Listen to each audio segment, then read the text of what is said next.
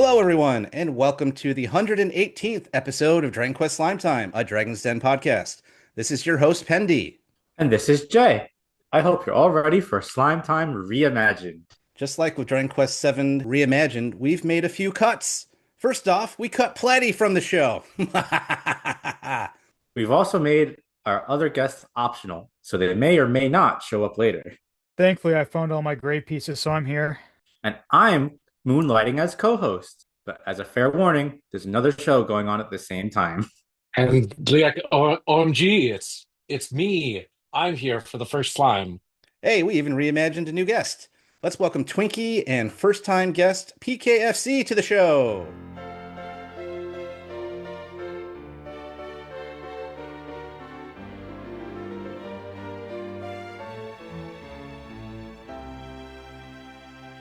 A big welcome to you all. Since PKFC is new, like we do with every new guest, let's get to know their love of Dragon Quest first. How did you first get into Dragon Quest? Well, I'm a certified old bee. I had borrowed a copy of Dragon Warrior 1 for NES from a friend back in 1990 or 1991 sort of range. Nice. And what's your favorite Dragon Quest mainline game? Well, it's obviously 4 because that's probably the right answer. I've seen some top 10 lists and disagree strongly. But it was bought for me new back then, and I hadn't played anything other than 1 up to that point. I would also say that 7 is pretty important to me too, since there's the first new game in the series that I bought and I was looking forward to leading up to release. And I had tinkered with the other games in the series and emulation and eBay in the late 90s. So I'd touch those, but not as seriously as 4 or 7, really. So I would say 4 is pretty obvious as the top choice. I'm just kidding, but it is one of my favorites too. So I'm right there with you. So what is your favorite Dragon Quest spin-off game? well, Dragon Quest Builders is really good, like really, really good. And if I had to choose which one, it would be 2, I think, by a fair margin, because there's poop in that game, actually. That's pretty good. If goofy quirks are allowed, then Kenshin Dragon Quest, because I bought that way back when too, and like the save file is the little the what's the see I'm adding editing burden is the adventure journal. Oh, So it's a little book, so it's pretty cool. nice. And if recency bias is allowed, then Dragon Quest Keshi Keshi, because I love Stacy. And she was the like kind of like the mascot character in the game. I didn't really try it myself. Kind of the guide. She'd like pop up and cheer you on when you did combos and stuff. Hmm. Yeah, my sister overheard me playing the game one time, and she was like, "What the hell are you doing?" And it was just like a bunch of like Japanese woman excited sounds. So it was like, yeah, maybe not the greatest in terms of like audio only. It's like watching women's tennis without the picture kind of thing, I guess. But like, yeah, but it's good. And that's cool. You got to enjoy Kenshin Dragon Quest. I have the game, but I haven't actually opened it and tried to see if it works because I've heard a lot of them nowadays just because of aging. I think the little sensor for the sword tends to degrade. So I don't even know if my copy works yet or not. I'll have to try that out hopefully soon. Yeah, I might have to fire it up too then, but I played Swords. Does that count? It's kind of like a spiritual successor. Sequels, yeah. Anyway, PKFC, what's your favorite Dragon Quest monster? well, recent monsters have been really great. Like Cruel Cumber is funny when he dies and gets impaled.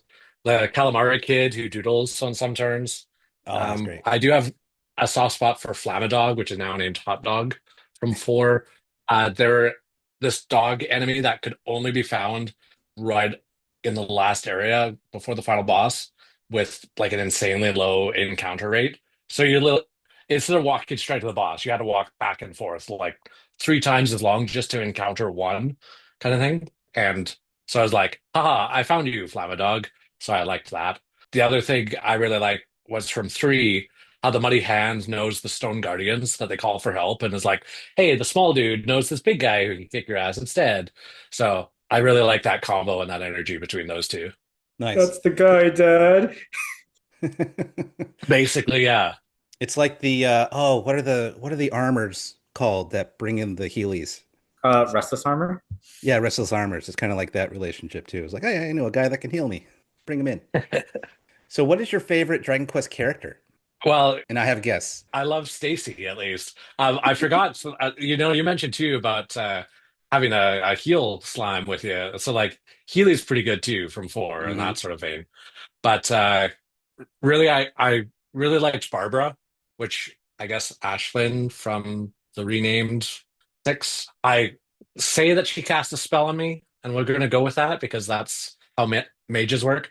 But I really like the scenario and implications the character has, and even the super secret ones that we won't talk about, or maybe we will. But yeah, those ones. Oh yeah. Something that was disappointing about her when I played the version that we officially got on the DS was that if you listen to her party chat, it's very Valley Girl. Oh, it's annoying if you've ever had to read that before. I'm still on the no progress like translation in my mind, anyways. Like I have the DS versions, but I've never went through them in length to that degree. So Well, that's good because the party chat would definitely disappoint you because of the California Valley Girl accent and the way that she talks in that version, which is not in the original for sure. A localization choice. yeah, it probably might dampen the spirit of that choice, and maybe that's why people might say I'm crazy for that one. But yeah, it's I mean, I can appreciate a good OMG as much as the next person. Right. Maybe it would that choice might impact it. Oh my God, PKFC, let's go get the final boss. Oh my God, yeah, for sure.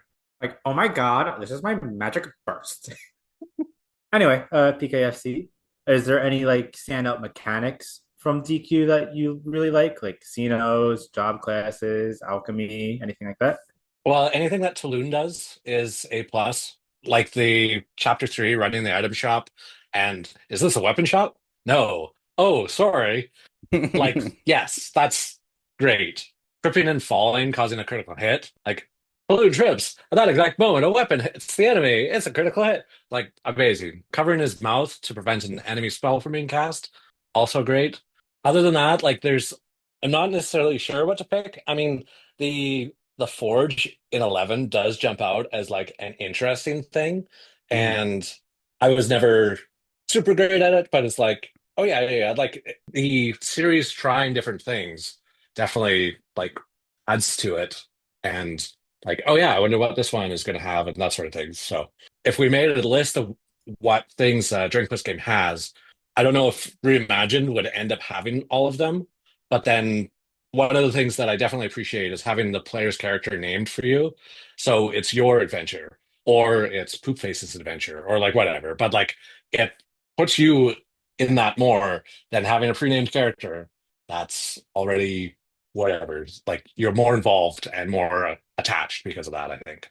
All of that makes sense. And I was a big fan of Chapter 3 and Dragon Quest 4 as well. It's very unique to the series as a whole, and it's always fun to do.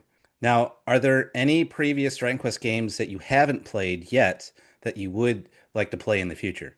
I haven't done the Dragon Quest II HD 2D yet. A lot of people have given it praise, so it's like, okay, I Hmm. really want to give time to that. Uh, Also, having done a bit of homework for today and also comparing Reimagined to the 3DS 7, I was thinking maybe doing a full playthrough of 8 on 3DS. And so maybe we'll see. I can finally like put that through its full paces because I stopped whenever during that PS2 playthrough. And a lot of people on Blue Sky are posting Dragon Quest 10 screenshots, which I don't know. The VPN bugs me. Everything about that bugs Oh, me, you but gotta whatever. do that because you're in Canada. That's right.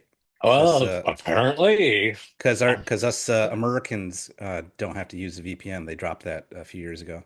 Yeah, I mean, maybe I should have tried to fire up PS4. I don't know if it's a demo or like if it's again the free trial, but I've downloaded that and run into connection errors. But also one day, if people might remember, 5 years ago or so, there's a Dragon Quest Day that they announced 12, and so I wouldn't mind playing 12 someday. I guess. I think it might be vaporware at this point. Well, it is actually part of why I got into Keshi Keshi was because that was one of the games announced.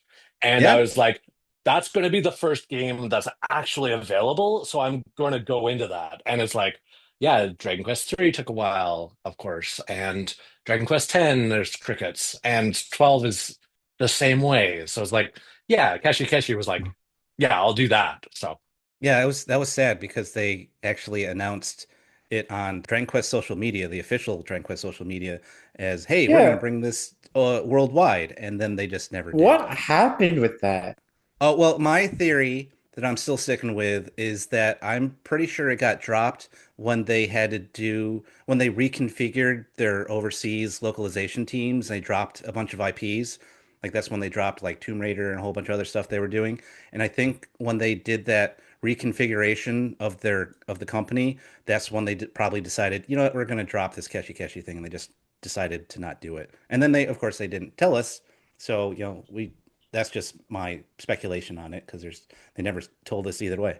yeah, I mean, it's kind of weird too, because I mean, I don't know how much upkeep it actually has as a game, but there was actually quite a lot of content of just like, oh, here's this Dragon Quest VI event or five event or 10 event or that sort of thing, that there's actually new stuff kind of all the time, Hmm. even though, like, sure, they were pretty small and it's not like, yeah, here's a brand new game in the series, but having that requirement for some amount of upkeep, I guess that's why it's no longer around. So, But yet they're doing supposedly going to do Smash Grow internationally, and we've already gotten the beta. So I don't know. I don't know why they dropped that one, but they're like, hey, let's get everybody on this one. But I'm not complaining. At least we're getting this new one. And I was kidding about 12 because I'm like 99.9% sure that this upcoming Dragon Quest Day will have something more on 12. And if they don't, I'll eat a slime, a Dragon Quest slime. Mm. as long as you don't eat the ones that say that they're not a bad slime. That's true. I got to leave those guys alone. They're helpful. They're not a bad slime. They just want to help you out. They just want to live their lives in peace. But hey, now that we know PKFC better, we are going to be talking about our early impressions of Dragon Quest VII Reimagined. This is technically our second impressions episode since we did one on the demo, but this will include early to mid-game spoilers. Topics like the end game, post game, and the new arena will be covered in our final impressions episode. So we won't go that far. We'll be probably about to mid game ish, where we're going to be talking about different events, like up to around a little bit after where you get Mervin and so on and so forth. But we won't be really mentioning much past that. For background information, what did everybody play it on, and did you run into any sort of issues? Yeah, so I played it on PC through Steam. In the first impressions, I mentioned that I had some weird audio mixing going on, with sometimes characters being super loud and some Yeah. super quiet.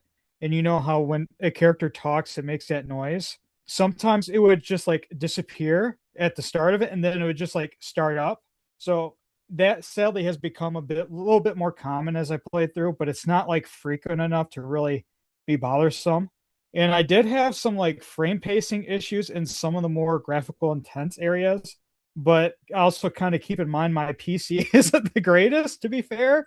So it may not really be on the game's end, but I really didn't have much issue after that. Yeah, you reminded me that I had similar audio issues where like I got way too much of an echo in places that shouldn't have an echo when not when I'm playing handheld, but when I'm docked, or the issue where some people they sound loud enough, but then there's other people that are talking and then it's like way too quiet.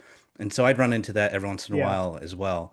I turned the music way down so that I could hear the voices more to help out with that, but it is a little bit annoying when that happens. I don't know if that's the same. Did you play with Japanese or English? English. Okay, so did I. I don't know if that's the same when it comes to the Japanese voices, but it certainly was the case with the English voices that I've heard so far.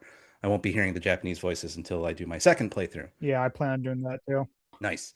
Yeah, I'm Yes, sir. playing mine on the original Switch, and except for those audio issues that I just talked about, I just had one graphical issue, and it wasn't really that big of a deal, but it was where I was in, what's it called? Oh, it was in Precipice Pass leading up to All Trades Abbey. So there's this inn where there's a whole bunch of injured people trying to recover, and there were a lot of characters in the room, and some of the people would just flash on and off to these darker black colors. Once I went in again, like kind of went in and out, the problem was gone. It's actually very similar to a graphical glitch I saw in the Cave of Confusion in Dragon Quest II's post game, where a background of a spot in the cave was doing the same thing, where like it would just elements of the background would flash on and off black. But overall, just besides that, no real issues. So I've played it on Switch too, and I don't think I ran into any notable issues. Definitely nothing that I remember. So it seems to be pretty smooth on the up-to-date stuff. I was PS5 and didn't run into anything. No flickering like that. So that's interesting. I did have some party chat kind of out of order. I think even from the demo, I'd done the Japanese demo, which didn't carry over. So I ended up replaying for real and actually my ran the demo. So I still got the bonus anyway. So it's like I didn't have to go through the demo, but I was playing the actual game for the demo content. And it seemed like the party chat was like, "Hey, we found all the tablet pieces." I was like, "Oh, we still got one more, guys." And then they chatted like that too. So I was like, neat. One of the things I can't unsee is that the post-battle dialogue, the lip sync only works if the battle speed is kept at normal.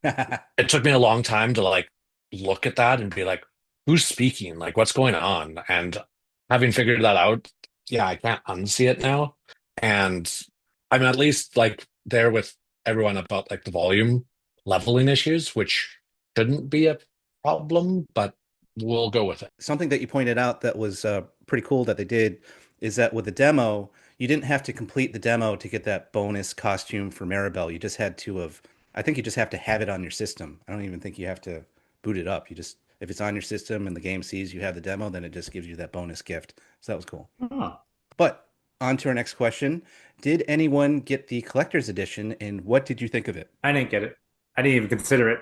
I play most of my games digitally, so I just grab it off the eShop, and that was pretty much that. No, good deal. What about you, Twinkie? I almost did. I added it to the cart about a month before it came out.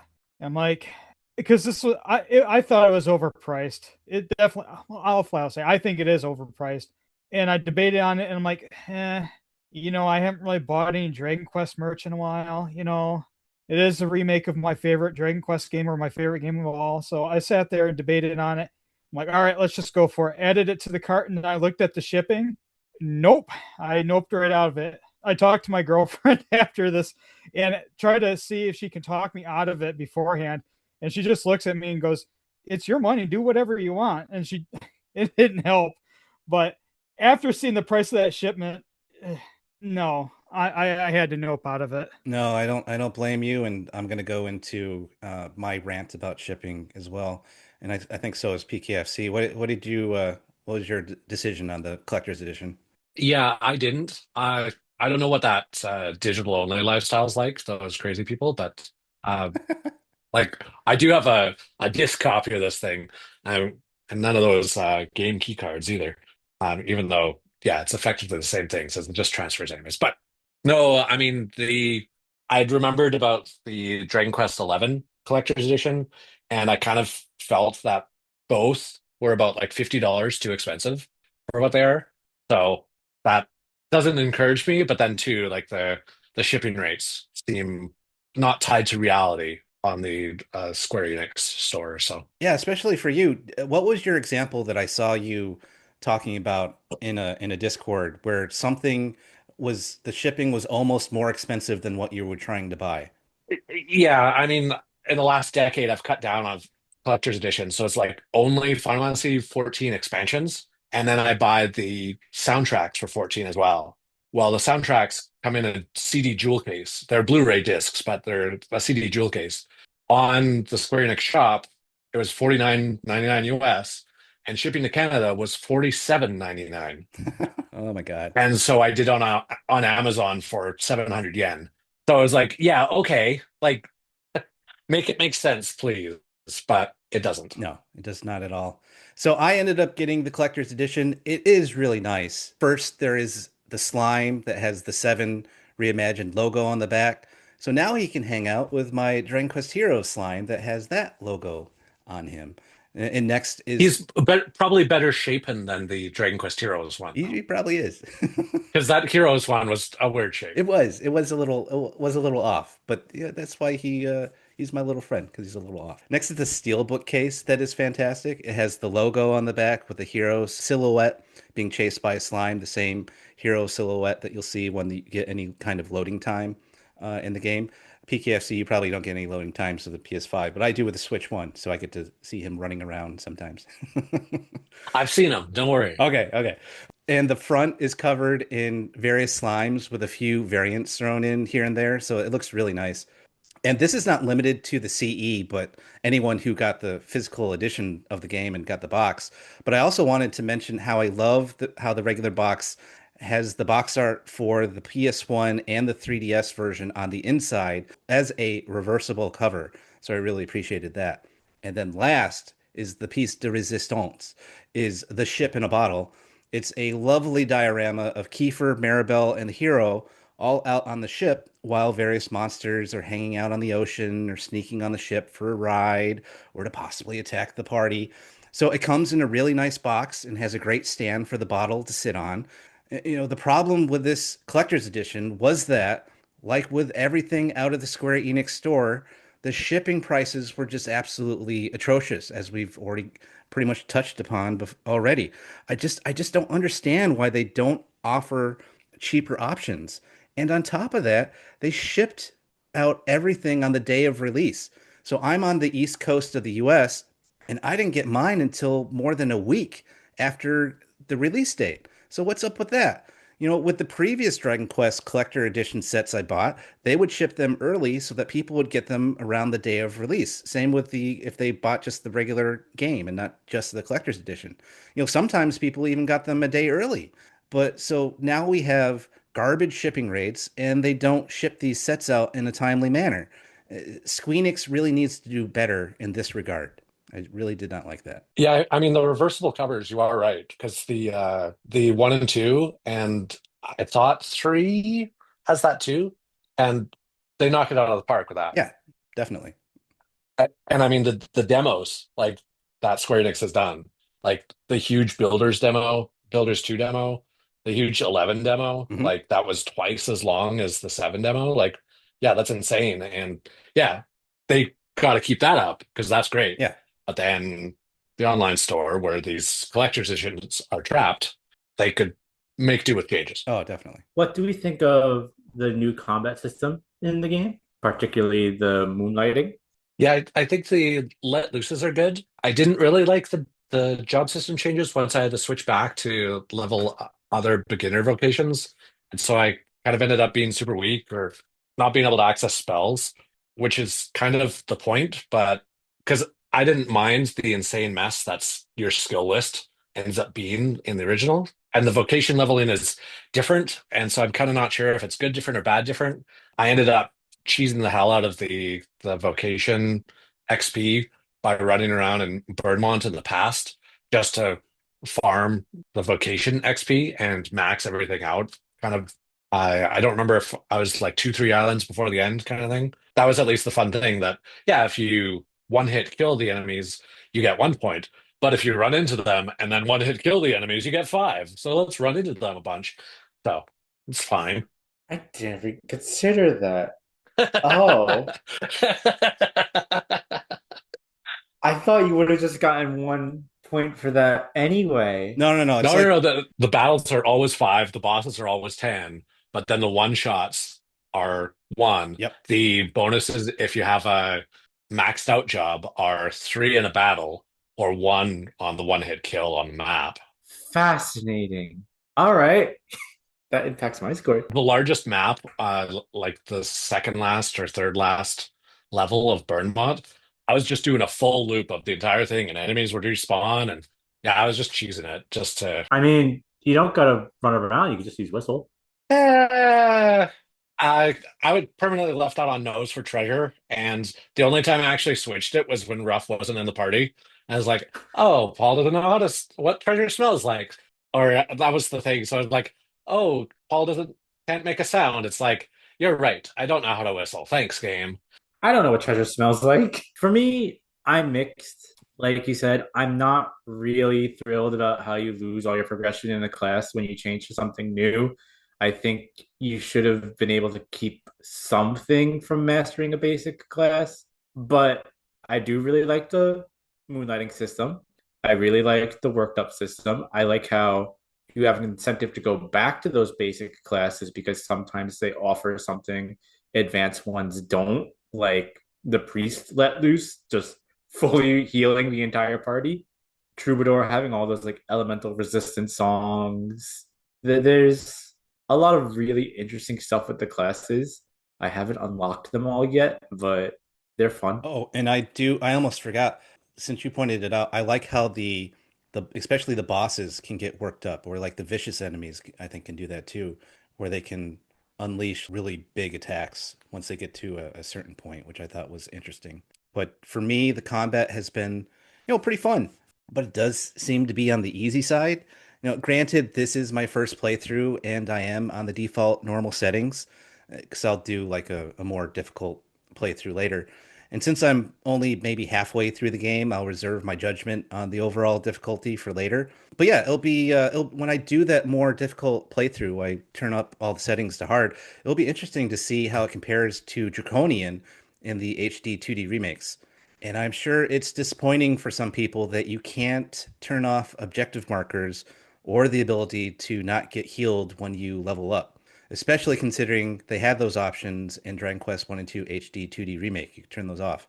But I do love the moonlighting system with the jobs. I have to admit, which I'll admit to a couple of things in this episode, I am an old school Dragon Quest job hater. It's not my favorite system among the Dragon Quest games. I didn't like it in 6, and I certainly didn't like it in 7, the PS1 version either. It just gets to be an annoyingly bloated system where I have to flip through 10 pages of spells and skills just to get to what I want to use. It just gets ridiculous after a while. So that's why I love how tweaked the job system in the 3DS remake was, where it forced you to be strategic with what jobs you chose. And like in this game, with few exceptions and for monster classers in the 3DS version, you basically started over with a new job. So in Reimagined, you eventually get to have two jobs assigned to you once Aisha joins your party, and it's fantastic. You can mix and match jobs, and having two of the let loose abilities, a mechanic similar to pet powers in 11, except you get one specific ability per job to choose from, is great. Because the game seems to be pretty generous with giving out vocation points, and there are no level caps that I know of, like in previous editions, I think my job layout is probably going to be pretty ridiculous by the time I get to the final boss. And this is probably with no grinding, but we'll see. I but I bet it's pretty necessary once I get to the post game, though, to have some good mixing and matching of what your primary job is and what your moonlighting job is. I've heard some of the new challenges in it are pretty tough. So moonlighting is pretty great. I really love that system. What about you, Twinkie? Yeah, I actually really enjoyed the Moonlight system. I would even say go as far as to say that it was probably the biggest highlight I had with this game. It does add a bit more to the combat with having two skill sets to utilize, and I like how Let Loose kind of plays it like there's a decision factor on which one you want to use. Like there was sometimes where it was like this was the obvious choice, but there was sometimes I was like, I had to weigh my options, and I really appreciated it. I was trying to when I was playing through because I play on the hardest difficulty. I was trying to play it in a way where I was only leveling up new vocations on for both my main and my moonlit vocation, and I ended up struggling, which not too long after. There was some rare cases where I had some good synergy going, but I ended up resorting to having one main class and one off class as the moonlight to like kind of level it up. And I feel like I'm enjoying the game a little bit more because of that. And as you guys were kind of saying with the job point system, the game doesn't really punish you for having like one mastered class and like the other one not, because you get, I want to say you get 4 points for every normal fight. And normally you would get 4 points on both if you didn't master either of them. But in this, it gets 3 points and puts it into your other one. So it really doesn't penalize you that much. And as you guys mentioned, like you can just defeat monsters and get like one job point like mindlessly easy. So it's I ended up after I started doing that, I enjoyed it a bit more. I kind of get a little annoyed because like boss battles only reward you that 3 bonus as well. They don't give you like 7 because I think you get 8 in total. So you get 8 for each one, but they only give you 3 on boss battles. But it's like, yeah, I enjoyed it for the most part. So Yeah, I really enjoyed how you could, mix and match with those jobs. It was a lot of fun. And it was very interesting to, figure out like what do I want to level up, and like if I'm having a hard time, maybe I'll have like a mastered class as my backup. So that was good. And I didn't have to resort, at least I haven't so far had to resort to any tricks because like I said, I don't think there's any level caps. So like in the 3DS version, there was level caps, and you could get around that by doing the tablet adventures, which had no level cap. So you could just grind there and be fine and not have to worry about that. I have one thing I was wondering about. Is there a difference between making a class your main or moonlighting it? no, as far as I can tell, no. Oh, and the other thing that I noticed because I started using my seeds finally is that I thought it was very generous of the game that if you use that seed that pops you up a vocation level, if you have two that you're learning at the same time, it will get you a vocation level for both, not just for one, which I thought was amazing. I was not expecting that. Gonna have to keep that in mind. Yeah, yeah. Remember that whenever you use, if you haven't used those seeds yet, it will do two at once if you're learning, if you don't have one of them mastered. It's really cool. I guess I can report back on what happens when you do it and everything's maxed because You get super secret levels with super yeah, secret skills. unlocks the ninth level, man. Actually, I am kind of curious about that now. Does it like stop you from using it? It might. Hopefully, it launches me up and makes me hit the ceiling. Something in the game has Aw. to. I missed that. I'm sure it's probably just like with the if you try to use like an herb and you're already 100%, it just tells you no, you can't There's no raise the need morale. for that now. Well, I mean Exactly. the problem I've got, the number one issue, quote unquote, is that you can't eat the pilchard sandwich before you give it to your father. It's like, oh, you try to use the sandwich, but nothing happens. It's like, okay, sure, I don't know how to use a sandwich. You're right, game. Well, it's not your sandwich. You can't eat it. Incapable. I don't know how to eat this. It doesn't, it's possible. Dear Google, how to sandwich. I need a YouTube video on this, damn it. No. But moving on, what does everyone think about the characters? And we'll start with Jay first. I like them all about as much as I always did. I will say though, I love how expressive everybody is in this game between the way they move in cutscenes and the voice Mm, acting. Kiefer's actor especially very clearly had fun with his performance. mm. I was kind of hoping his sister would get a couple of voice lines too, because that would be a challenge for any actor to do, but oh well. There's this one clip of him in the like beginning of the game where it's like when you first open up the shrine, he's like, "Come on, the real adventure is about to begin." He throws his arms up, and it's like that really just feels like the Rankin Bass Christmas movies, like the Rudolph and Santa Claus ones, if you're familiar with Gotcha. them. Mm-hmm. Classics. We need to find the elf that wants to be a dentist. You can join our party. But for me, I'm in the Hubble region right now. I think I just finished up the past. They're congratulating me now for saving the past, and I'm about to go to the present. And so I have all the characters, including Mervin. And I do like the mechanic in this game, which is new to any version, where all the characters stay with you. And you don't have to dump someone off at Maribel's house like in previous versions of the game. But that also means I'm stuck with Maribel the entire game. And I'm another thing to admit to, I'm one of those Maribel haters, and so far that has not changed. All she has done this entire game has been complain and complain and complain. Other people have told me over the years and recently that she softens up and has character growth over the course of the game. If she does, I haven't seen it yet. Just every new area brings more new complaints, especially since I do party chat like it's my job. I love party chat. I like to see everybody's personality, but Maribel, it's like, what are we doing? Blah blah blah. That guy was a jerk. Blah, blah, blah. But so now I'm stuck with her for the rest of the game because of how this reimagined works. So we'll see how that goes. And of course, I'm still pissed that Kiefer leaves. He's one of the best characters in the game, and we get ditched again for the third time. I'm gonna have traumatic abandonment issues after this playing this game. But I'm looking forward to the new scenario that involves him because I haven't gotten there yet. And I find it's interesting in this version of the game, you get your seeds back that he eats. Now, how he gets those back to you, I don't really want to think about that. But I did think it was hilarious that even in the opening movie, if you watch the opening movie, you'll see Kiefer eating a seed, which I'm sure they put that in there on purpose as a joke, which was great.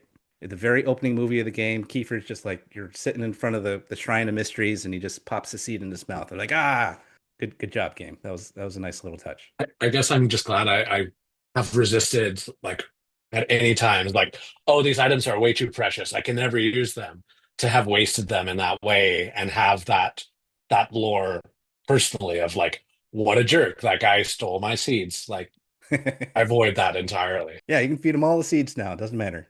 Yeah, I heard that before I started playing, or before I got to that point, and I just started immediately giving him all the seeds. Why not? You effectively get double seeds. Uh, what about you, Twinkie? What's your how'd you come down on the characters? Don't have too much to add, honestly. The voice acting, as mentioned before, was phenomenal. Like I wasn't honestly expecting it to be that good. I mentioned this before too. Like it made Kiefer, at least to me, be more of a standout character and made me appreciate him more. And probably one of my favorite Dragon Quest characters in general, Sir Mervyn. They did him justice with the voice acting, and I absolutely love it. And I know I'm kind of going a little ahead here. It's not spoiler territory, but the big bad of the game, they did them justice as well. So I feel pretty content with the characters overall in this version. Oh, that's good to hear.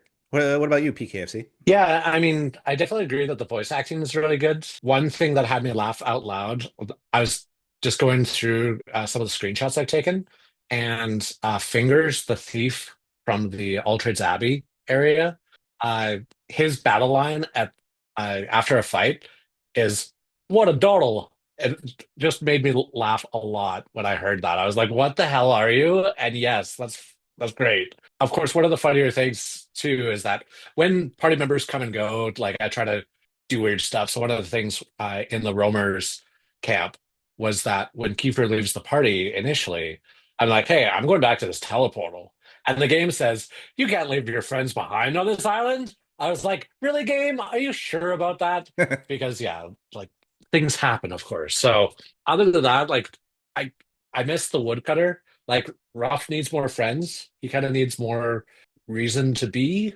But like I can also resonate to him with him because he's very food motivated. Like Yes. every time he saves something, he's like, boy, I hope they throw a big banquet for us. Like, yeah, okay, cool. I get you. Speaking of some stuff that I really liked about this game, I liked how they did the scene where his mother comes back and you get a little scene with him or scene with her, which was nice. And you bring up Finger. I was going to talk about this later, but since you brought him up, it seems like I don't know if this is on purpose or just because of the accent they were going for, but he reminded me of Yangus a lot because he does some Yangus lines that he's famous for, like "Be lucky" or "Core blimey," stuff like that. So I wonder if that's like just comes along with the accent, or they were trying to do a little shout out to Yangus there with Finger. I've seen some like those guys like the hood like the hood mask with like the horns like the tough guys Hmm. also go Hmm. be lucky. So that it might Mm. just be like a Britishism. That's true. Could be it. It's just once he said "Core blimey," it's like, oh, Yangus. Just my mind went there. So has everybody tried the new Lucky panel? What do you all think of it? It is definitely more difficult than the original version that was in the 3DS and the PS1. Before, it was just a simple memory matching game. Match the cards, get the prize on the card. Yay! But in Reimagined, there is a lot more card shuffling, different levels you can graduate to, random prize shuffling as you graduate to higher levels, and random treasure chests that can also appear as bonus prizes. It certainly makes the game more engaging than before, but the different layers of randomness have got to drive the completionist insane, which I have to admit, kind of gives me an evil smile. But a good improvement here on the game for sure, as far as I'm concerned. Well, I had forgotten that Lucky Panel existed before now, anyways. I mean, in terms of like the casino side time sync kind of fun thing, like I didn't necessarily latch onto it, I guess, compared to other things. But at least three things in Reimagined give me a thrill in this game: smashing barrels and pots, hitting the cancel button at the "Are you going to continue your quest? Yes or no" prompt after saving, because the quality of life says that the cancel is actually yes, which, like, of course, those little quality of life things mean a lot. And then cheating the lucky panel by using screenshots and gameplay footage saving. Like, I don't need to remember which got shuffled around. I just need to look at the damn replay. And yeah, I'm going to probably sink some time into like the full item catalog, maybe, and I'll probably be upset with it then. And Pendy, I'll let you know about how miserable that makes me. Oh, thank you. I will appreciate that very much. Good. I've also cheated while playing Lucky Panel for the one time that I played it. I don't intend to do anything 100%, so I'm not going to get frustrated about all the randomness. And it Oh, also kind of gives me a wicked smile for all the people who are punishing themselves for. But now that I'm hearing that there's all these fancy treasure chests and actually good prizes, maybe I'll go back and do some more. yeah, there are some good prizes. I got lucky playing it the first time. Oh, I got lucky playing Lucky Panel. No, I got some good prizes out of it the first time through some of the treasure chest, and like I got like a really good whip weapon for Maribel that was like insanely strong for that part of the game. And I used it for a long time because she was doing some physical jobs before I went back to magic stuff, so that worked out pretty well. But yeah, it has some really good stuff in there. And as you keep going on, there's even better and better treasure chests. Like the past has different treasure, the present has different ones you can get, and then I think there's another location in the game that also has Lucky Panel that I haven't gotten to yet. I'll have to look for that one then. Yeah, at least there was in the original game. I can't say for sure here. What about you, Twinkie? Yeah, with Lucky Panel, honestly, I'm kind of indifferent about it. It's never been like a huge thing when it comes to Dragon Quest for me. But I will be honest and come clean that I did abuse the print screen function on my computer to do it. I on the second I only did it for 2 days, and on my second day I tried to do it legitimate. And after I like failed matching something 2 times in a row, I just gave up and started doing it again. But yeah, it's all right, I suppose. Yeah, there's a lot of shuffling going on, so I don't blame anybody for cheesing that game. But what is everyone most disappointed about or happy about with the cuts and changes in this game, which there are many in this reimagined version of Dragon Quest VII? And Twinkie, will start with you. Oh boy, I can't believe you have me starting this. So I'll be honest. Or I'm going to come forward and I apologize to everyone on the podcast today and viewers listening. I might get a little spicy here. Oh, you're fine. I will start with a positive, and that I appreciate with how they structured it. We get our party members earlier. That's actually really nice.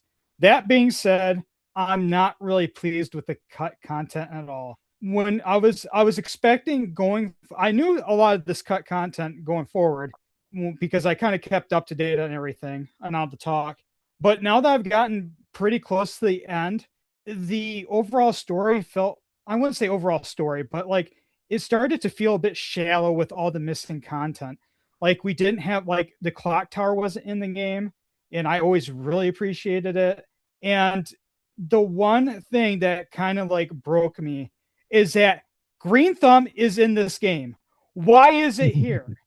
It is the worst part of Dragon Quest VII. You guys had like a lot of the other islands that you could have changed up and done things with, but why is Green Thumb still here? It is the worst part of Dragon Quest VII.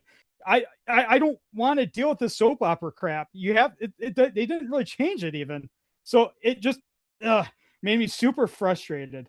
And it kind of goes along the side with the fact that I feel like I kind of got tricked or duped with the demo, because I kind of, when it came to the whole reimagine thing, I expected them to like change up the stories a little bit more, but because the whole stuff with Maeve at the end of at Ballymolloy, I thought that was really neat, but then I don't really see much of that after that. and that just kind of like rubs salt in the wound a little bit with all the cut islands. And this has been talked about a little bit. I've been reading, but this is probably the worst thing about the game, in my opinion, is that there were way too many monsters cut out from the game. Like after I seen the list, I was shocked because it's been a good while since I played it, and then I'm like, I started recognizing that a lot of them were missing, and then I don't know. I don't want to say lazy. That's kind of a bad word for it, but it feels like they didn't have enough time to implement more enemies and like animate them and stuff. But that kind of like, not gonna lie, soured my experience quite a bit with this remake. No, I get you. I agree with you on some of your complaints. Some of the stuff I don't really care about. I've always been indifferent to the say the casino or the fashion show, and it's understandable why they cut the casino at least, since some regions of the world will automatically jump up the rating on a game that has straight up gambling in it now. I mean, is this hypocritical considering gotcha games? Sure, but that's a conversation that would take up a whole nother episode. However, I am not a fan of the cut islands that had story. Why not make them optional like some of the other islands? They could have done that. They had a way they could have done it so that you could have made the story for people who wanted to just to, cut through and skip all the optional stuff, but they just cut it entirely. So they could have made more gray tablet areas.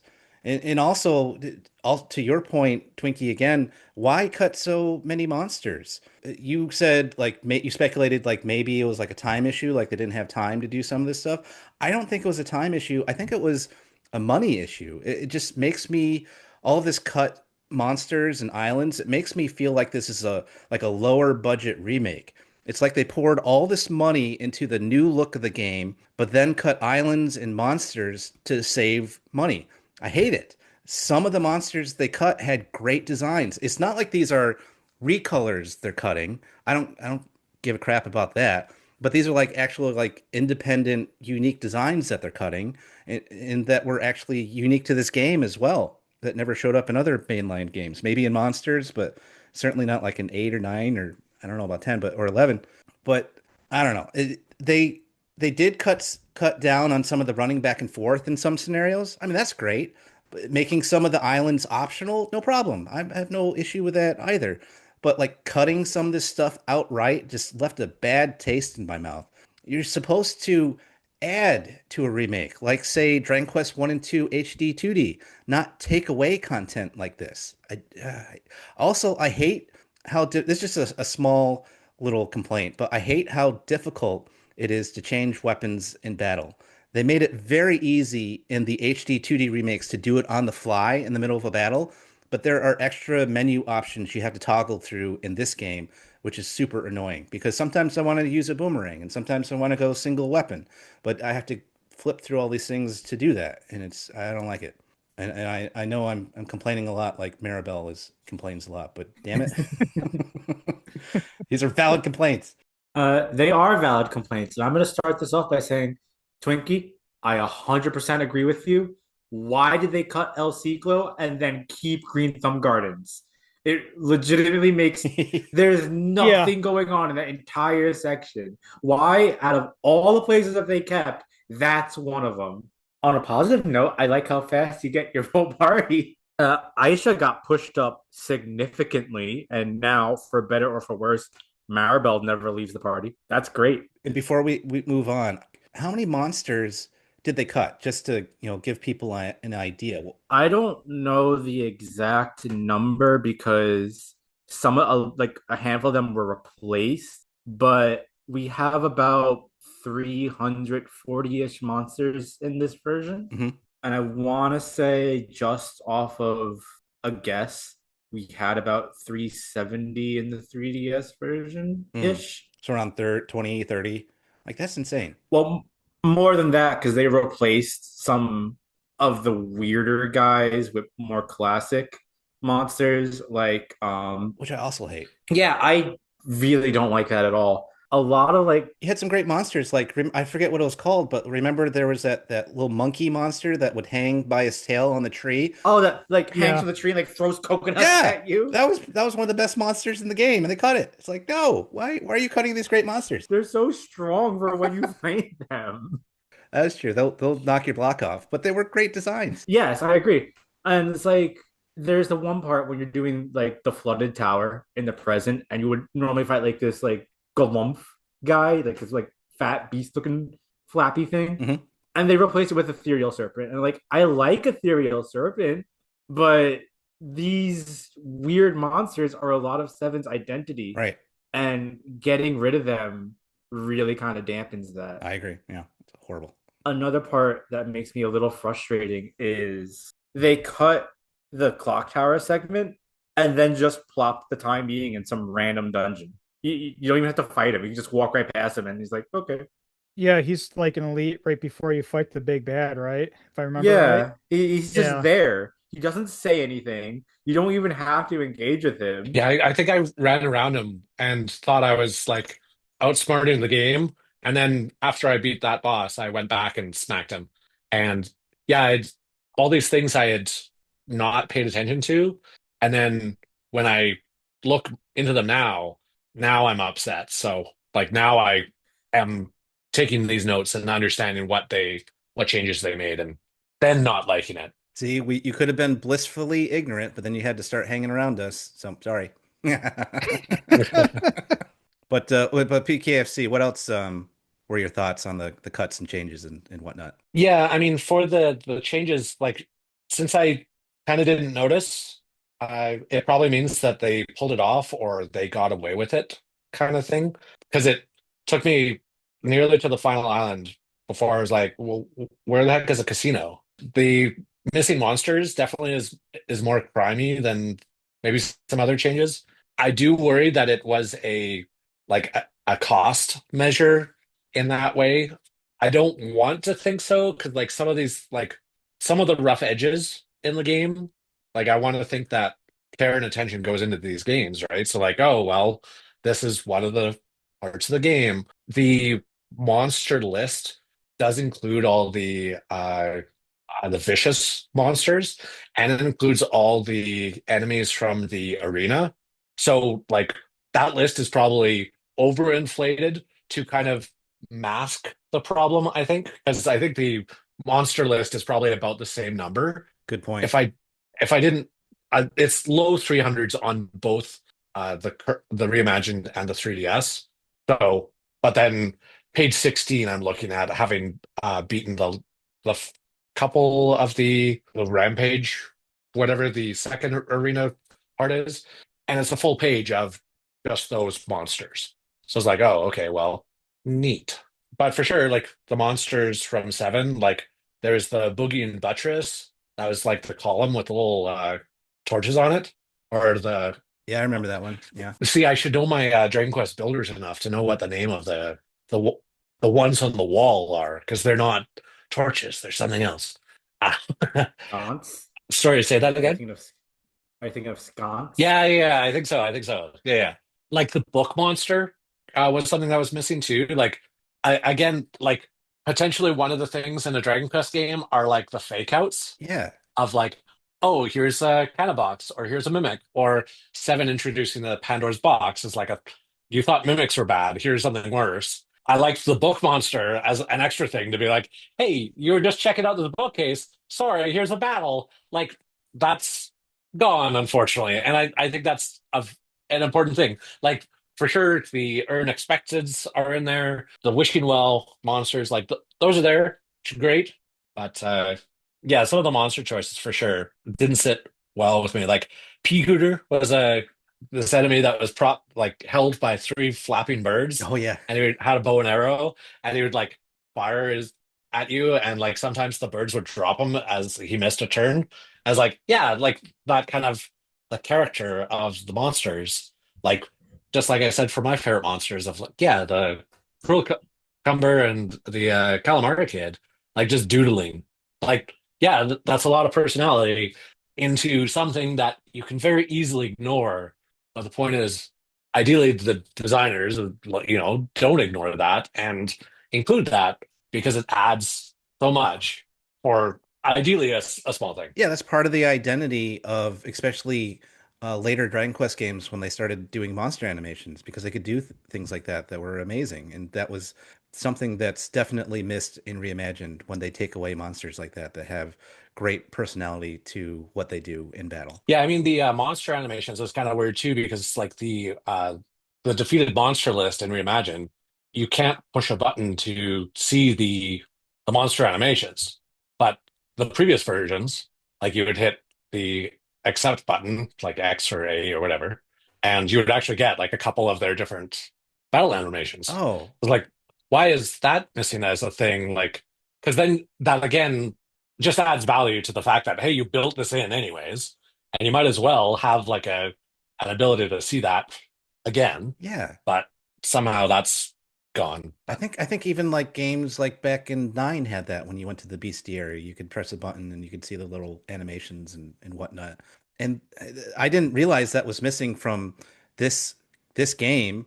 And again, that just smells of lower budget to me. The fact that they didn't do that. Yeah, but like, how could that be like a budgetary? Because like, I definitely noticed it. It's like, what is that? How does that pull up the budget that much? It's just play animation one, play animation two. I mean, there's got to be some extra programming that goes into being able to access all the monsters and then having them do all their animations that they would do in a battle. I don't know enough about video game design to say either way, but I'm guessing there has to be because I don't know why else you would take that out. And I'm not gonna, and again, I'm not gonna say laziness either. And I don't think it was, I would hope it wouldn't be like a time crunch thing. I mean, it's not the first time that a Dragon Quest game has been rushed out the door because they famously did that with the original Dragon Quest II. But again, I think all of these things that we're finding, just to me, anyways, and this is just my opinion, is that it just smells of lower budget and that they just didn't want to put money in some things, and that's why some things were cut. Would unfortunately, Yeah, I mean, it's I don't like that idea that you reimagine something and you reimagine it worse. yeah, Like, so whether or not it's like these aren't large things, but you kind of always want like the quality of life changes to always increase. But some of the reversions, like I remembered that I think for seven, they added like you could hit square to close all the menus, however deep you were. I was like, oh, that's really cool. Like, or that there's in seven, I think you could use the triggers to as the X button for battles. So you could just use your left hand on the controller for battling. And it's like, oh, well, yeah, these are all cool improvements, but then they get lost or sidetracked. And like some of the other changes, like from the demo impressions, there was praise and rightly so for the UI. Hmm. So there are improvements, and the game is better in ways. So it's not necessarily all bad news, anyways. But like, unfortunately, some of the item changes end up being a bit weirder as well because like you can't the difficulty of changing weapons yep, and not having individual item inventories per character means that you can't carry extra weapons because it's like, oh, well, this one casts bang. I want to carry that with me because that's useful. And you would have to switch to it, equip it, take the hit on the stats to be able to use it, and then switch back, which means you don't do it. exactly. And then the Sage of Stone, like the good news is everyone can access it. The bad news is everyone can access it because I ended up doing auto battle, which I'm glad is an option because as the difficulty issues I encountered of it being kind of easy had me tune out and kind of not care to some extent. But then it also like does benefit because then I can instead of poking around to be like, oh, this enemy is weak against fire, like then the game knows that and the characters tend to choose the best kind of ability anyways for each fight. But then they say, oh, someone's injured. I'm going to use the Sage of Stone. And the next person is like, oh, someone's still injured. I'm going to use the Sage of Stone. And then my third character comes around. It's Maribel with the Sage vocation. So I've got Omni Heal ready to go, and you could have done something better for those two turns. But it's like, well, you had access to the Sage of Stone. You did what you thought was best. And so it's like, sure, okay, like if I was doing the instead of auto battling, if I was making the decisions, yeah, I would have done it differently. Which, yeah. So I was. It's good that auto battling is there, I think, because I think that definitely lends itself to turning your brain off a bit, which can save time for some of the grunchier kind of things, but it ends up like some of these things, the way they blend and have issues with the other decisions made ends up being a little bit weird. Yeah, there's definitely some pros and cons to like the shared inventory. Because like for example, like if you find a diamond that protects you from getting killed by one like a thwack or something, it applies to everyone. You don't have to individually equip a diamond to every single character. It's shared by everyone. So that makes it nice. But like you said, then it makes it much more difficult for weapon inventory things that you want to do, like using a weapon as an item, which makes it pretty much not worth it at all. So there's, yeah, it is weird because some things are nice about it, but then some of the things are not so nice when it comes to inventory, especially in a battle. Yeah, I mean, one of the more interesting changes for sure, and I do like it, I think, is not having to ditch someone at Maribel's house. Mm. Because, yeah, that I'll have to send Pendy you the video. I don't know if you've seen it yourself in your own gameplay, but with the party chat feature, since I did have Maribel like not in my party for a lot of the time, I think in Green Garden, I would hit party chat and she would pop up and be like, hey. And since she wasn't in the party, she would like materialize out of nowhere and then dematerialize Oh after yeah. she was done speaking. Yep. But if you mash the party chat button and she was the only person who had something to say, she would come up and say, hey, in different angles. And so your character, your turn to face her in the different situation. So I've got some good gameplay footages of like me hitting the chat button for about a minute, being like, hey, hey, hey, hey, in all these different directions, just because I think it's funny as hell. But yeah, I mean, the dilemma I had with when I booted up the 3DS version, I went all out for the monster classes that I mastered the Platinum King Jewel for all four characters, which meant Maribel was 6 million experience points behind everyone else. So, like, whoops, like that at least solves that kind of dilemma It of does. that game design decision. So, like, yeah, that's definitely a more positive outcome for that. So, Yeah, because there's no penalties for the fifth character on experience or job vocation points or anything like that. They'll just level up with everybody else as they go along with you. yeah. What are some things everybody likes about the game, and have you picked up any favorite moments? So I'll say it again, like I said in the demo episode, petting the animals, of course. And now that I've progressed more in the game, there are different types of animals to pet sometimes. Can the green thumbs scenario get a bit annoying, or maybe even more than annoying? Yes. But you can pet the cow in the end. So worth it, right? Maybe? I don't know. And somewhere else in the game, you can pet a chicken. And I've heard you can pet a horse somewhere else as well. I've either missed it or I haven't gotten there yet. But seriously, one aspect of the game I'm really loving is battling the vicious monsters and getting the monster hearts from them. They can bring a fun challenge in a seemingly too easy game, at least on, me playing on normal. And speaking of monster hearts, I've said that monster class, I'm sad that monster classes are gone, but I do like the mechanic of using the monster hearts for various effects. So once you start to get more of them, you can come up with some great monster heart builds that really complement what job you have at the time or jobs since you can moonlight. So like using the heart that makes focus strength more effective or making status effect spells more effective for a job build that has those abilities that do extra damage to enemies who have certain status effects on them, like Persecutor or something like that. So it brings more variety to choosing equipped accessories, and I do like that. Now, like I've said in the past, the game does look fantastic. Graphics are great. Love the look of everybody and all the backgrounds and the monsters and all of that. And now that I've seen more of it, it's fun to see the various cutscenes there are too. So much of an improvement on the god awful CG scenes in the PlayStation 1 version. That turban scene with the Oh long bony God. fingers still gives me nightmares. Ugh.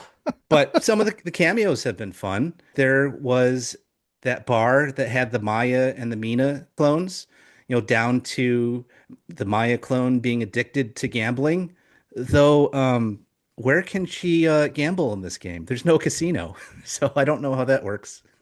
Maybe there's some kind of like backroom gambling hall that the game doesn't tell you about. That'd be funny. And finally, maybe this is just me, but the English voice actor for Rom Barrow in the Roamers region sounded a bit to me like Liam Neeson. It's all I could think of when Lala gets kidnapped, that little kid in the past. So all I can think of is like Liam Neeson from Taken. I don't know who you are. I don't know what you want. If you were looking for a ransom, I can tell you I don't have gold.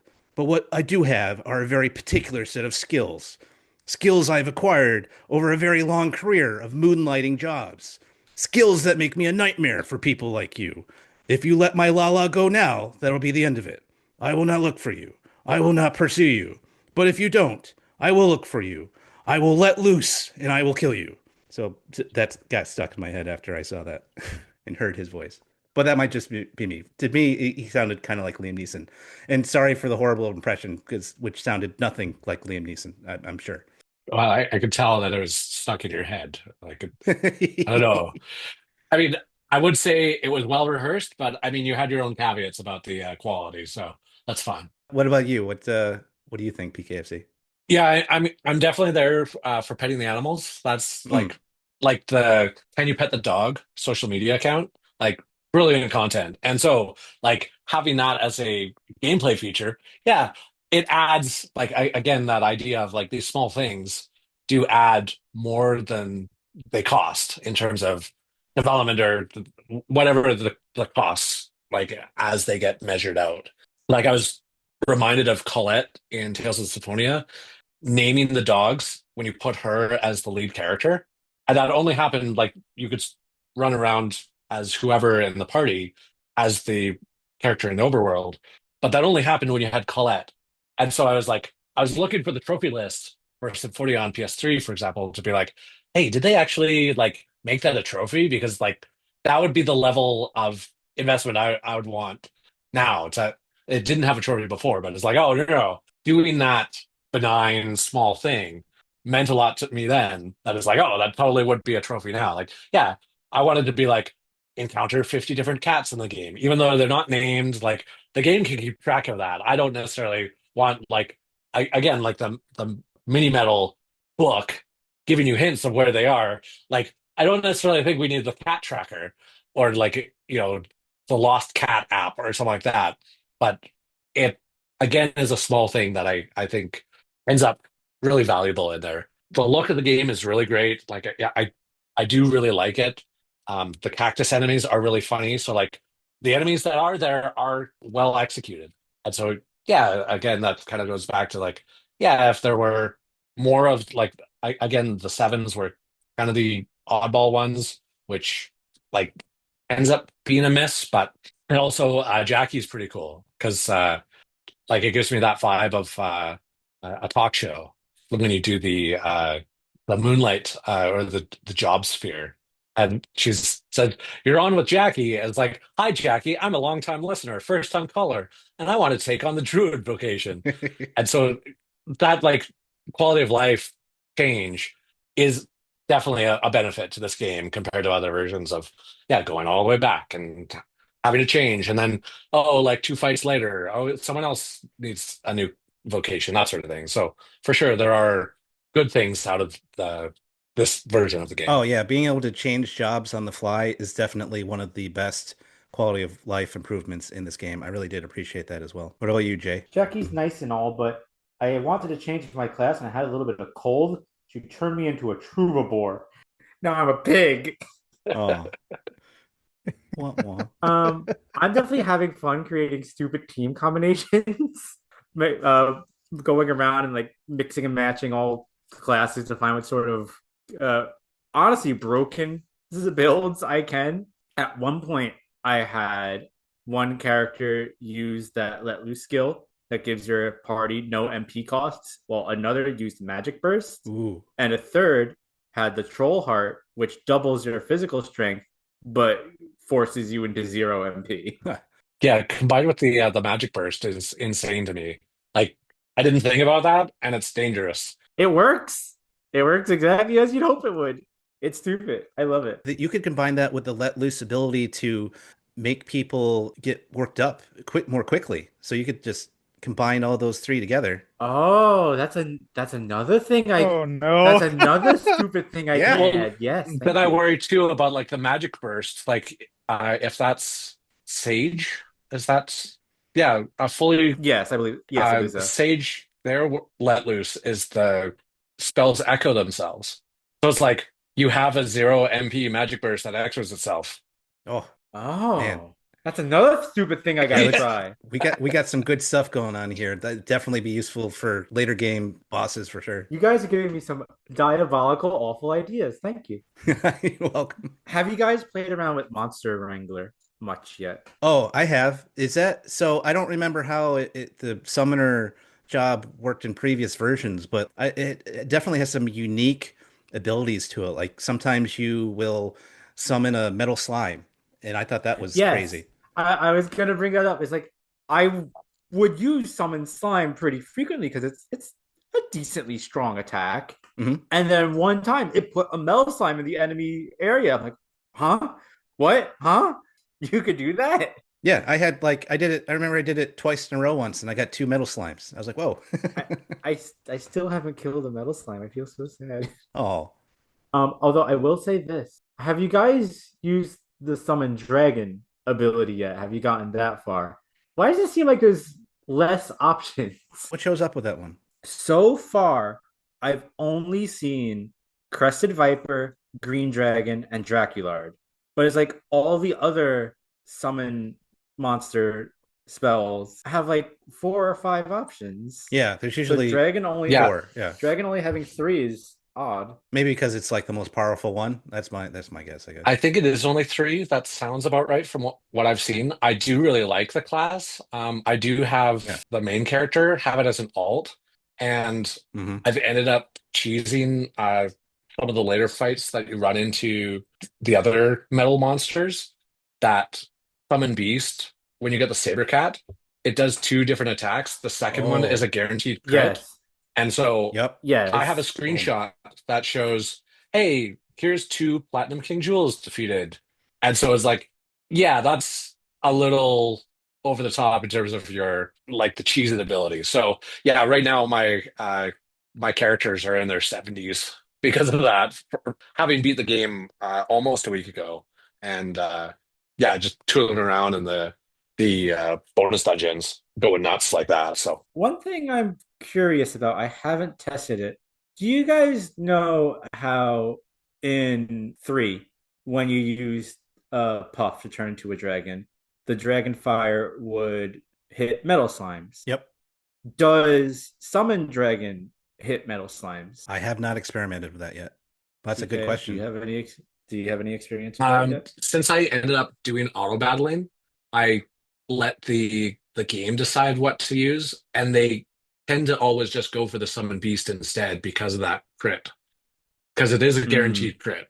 So even if it was, I mean, yeah, ideally the metal monster should be resistant to this. One of the ways that I cheesed Dragon Warrior 4 was that the mirror shield reflected raw damage in the original NES version, but it reflected spell damage in the remake.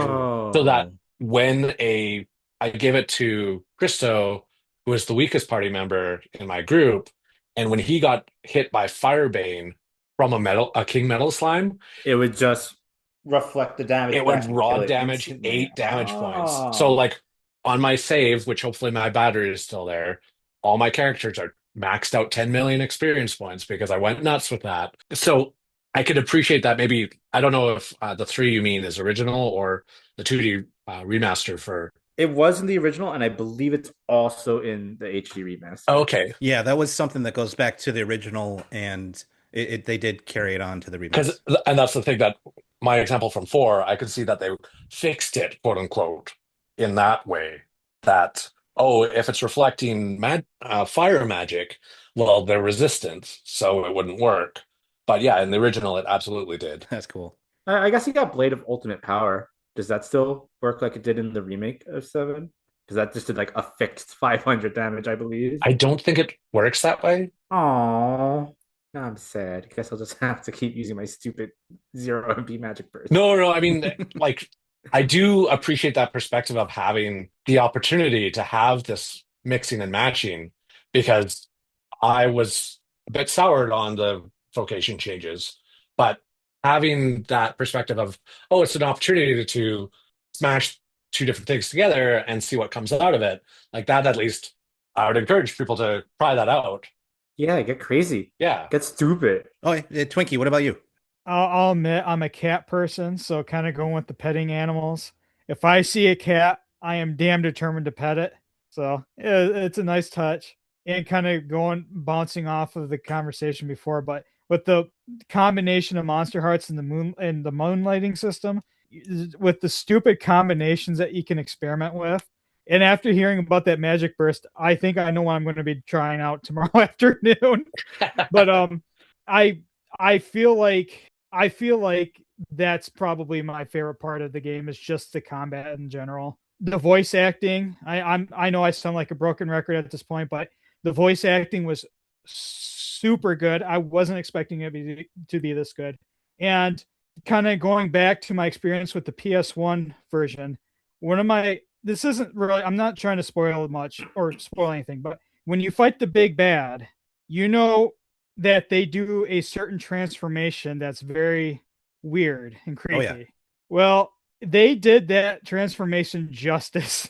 Awesome. And I absolutely love it. And it's actually, that's what's encouraging me to like finish through the rest of the game. It's just, I love it so much. I feel like those are probably my favorite moments, is mostly just toying around with the combat, really. So The voice acting is interesting because it's compared to like the PS1 era where voice acting was not as polished as it is now. That's putting it nicely, but yes. It's a thing that's very easy to take for granted.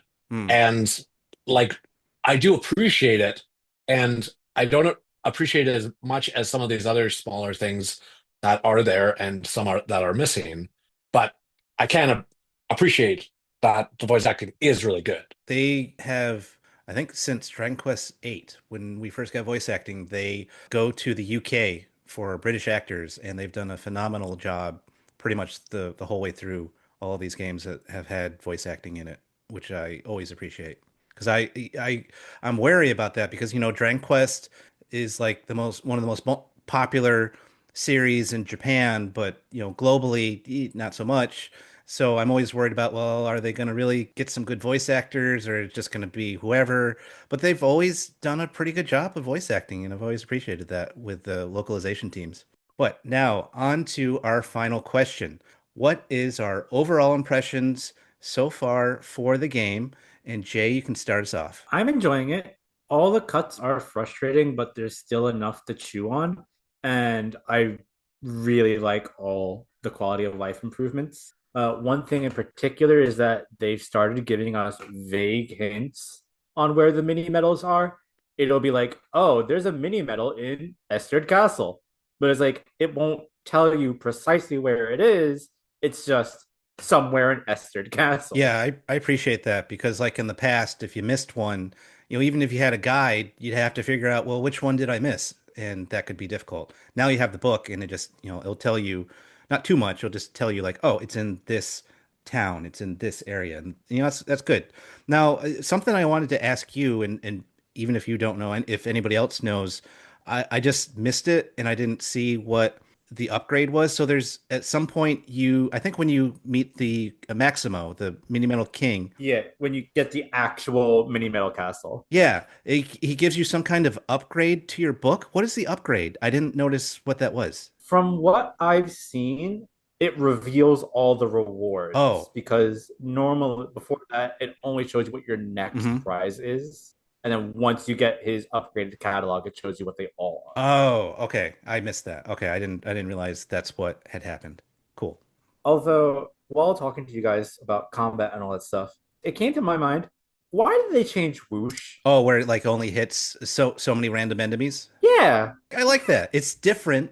And normally, like whoosh was one of that was limited to like a group spell where like you could only target a group of enemies. But I do kind of like how it just randomly hits whoever. It's different, and I don't mind it. I kind of would have liked it more if it would like hit the same enemy more than once. So that way you could like use it against bosses and stuff. Oh, okay. Because like it seems a little weird to change it like that, especially when they didn't change Sizz. Hmm. Well, it just makes it more of a unique spell by doing that. So you've got I spells that suppose. hit the groups. You've got like the bang kaboom spells that hit everybody, and then you've got like the weird swoosh now that will just randomly hit whoever. Do something in the middle. Yeah, there's like yeah, I like how they mix it up that way. I don't mind that at all. But Twinkie, what about your impressions? Yeah, I'm super mixed on it.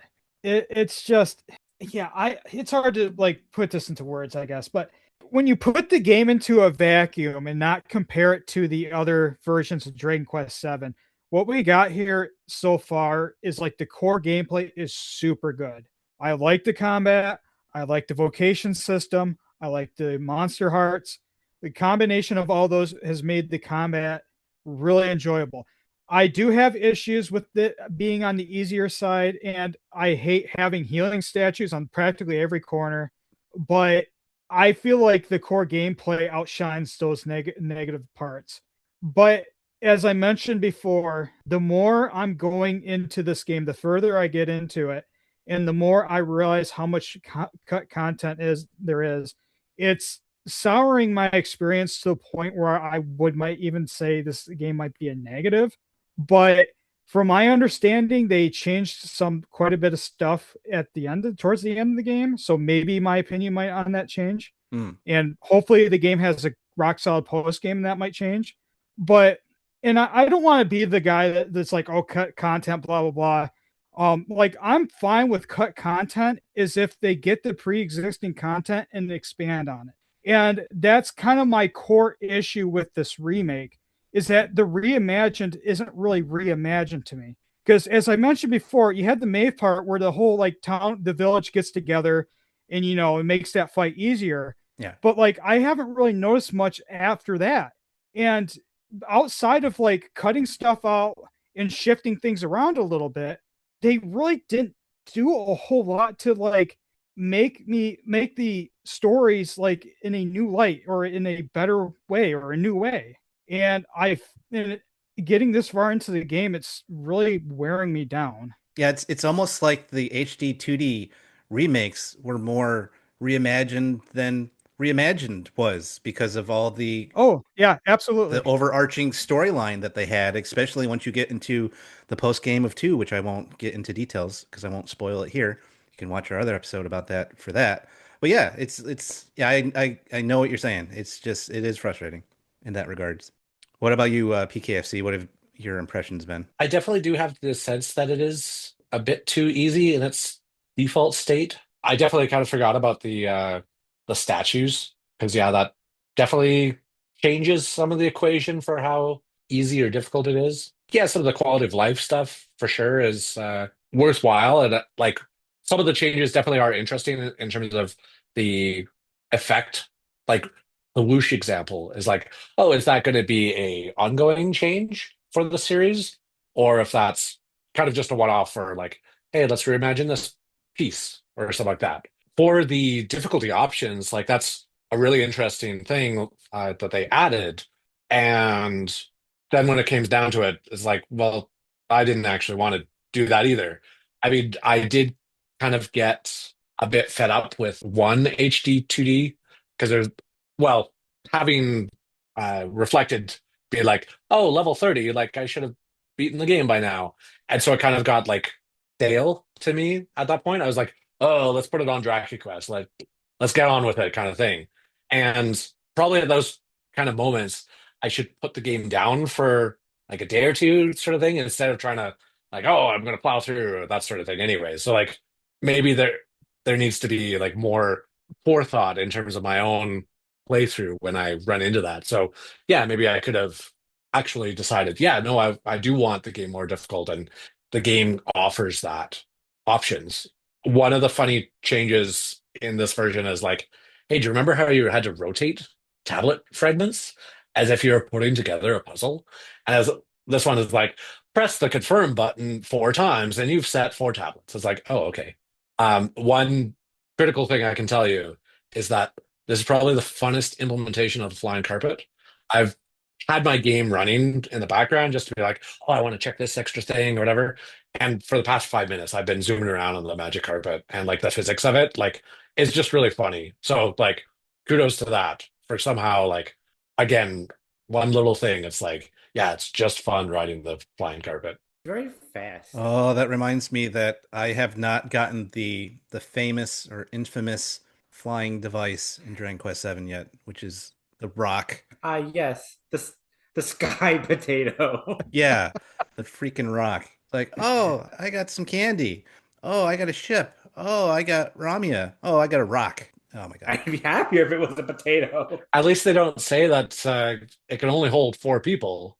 Like they just did away with that limitation. So like that's okay. But Of course, yeah. No, it can still only hold 4 people. We just put Marble on the roof. Don't worry about it. Yeah. What do you mean she fell off? Oh, Oh no. Another thing for her to complain about. Don't do that. Oh, but for me, it's been fun so far, but I do have my disappointments that I've already touched on before. Though I still have a lot more of the game to go through. I am looking forward to how this new arena works and to see if they added anything new to the post game. I don't know about that yet. So I'm still reserving my final judgment for the game, but I'm just not really digging this reimagined concept 100%. It has some great additions and changes, but also just some horrible, horrible cuts. I don't like it all.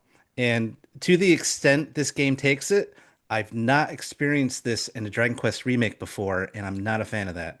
So, I mean, I think I'll still end up enjoying the game overall, but I don't think this is going to be my favorite version of Seven because we talked about that with the HD 2D remakes. Like, which one would you want to go back and play? This new one, or would you want to go back to one of the other remakes or the original? And here, so far, I'm thinking it's not going to be my favorite, but that'll be a question for when we do our final impressions about the game and we dive into the post game and whatnot. seems like that's all we got for this episode of Slime Time. Thank you all for coming out here to talk about Dragon Quest VII Reimagined, and a special thanks to all of our guests. Yes, thank you all for coming on, especially PKFC, our first time guest. So we're a non-profit podcast. We won't cut out your hard-earned gold when we can offer you quality content for free. But if you do have some extra gold that's just completely burning a hole in your wallet, pouch, bottomless bag, treasure chest, or unfortunately not searchable hanging wall sack, and you would like to donate anything to a website that's been supporting Dragon Quest fans for over 25 years, stop by the Dragon's Den by clicking the link in the show notes.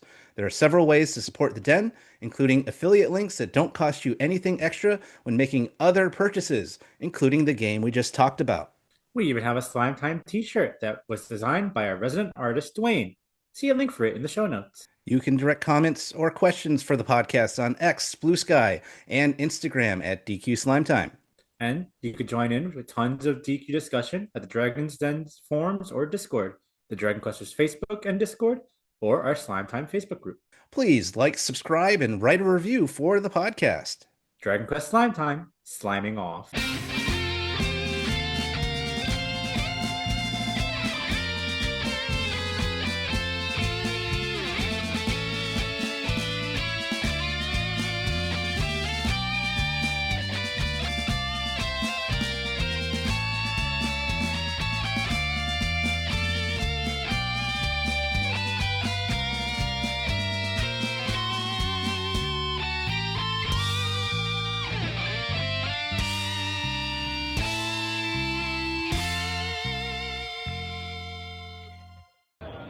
This is Gertrude for Slime Time, reminding you all that you must complete your adventure.